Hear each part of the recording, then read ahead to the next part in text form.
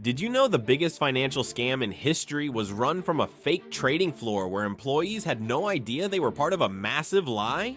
Bernie Madoff stole $65 billion over 20 years. His office looked completely legitimate. Fake computer screens, fake trading reports, employees who genuinely believed they were running real trades. Celebrities trusted him. Charities gave him millions. Wealthy families handed over their life savings. For 2 decades, Madoff paid early investors with money from new victims. He lived like a king on stolen funds. The scheme was bulletproof until 2008. The financial crisis hit. Too many investors wanted their money back at once. Madoff knew it was over. In a shocking move, he confessed everything to his own sons. His sons immediately turned him in to the FBI. The man who built his empire on trust was brought down by the people who trusted him most. Madoff got 150 years in prison. The perfect Ponzi scheme, destroyed by the one thing he couldn't fake: family loyalty.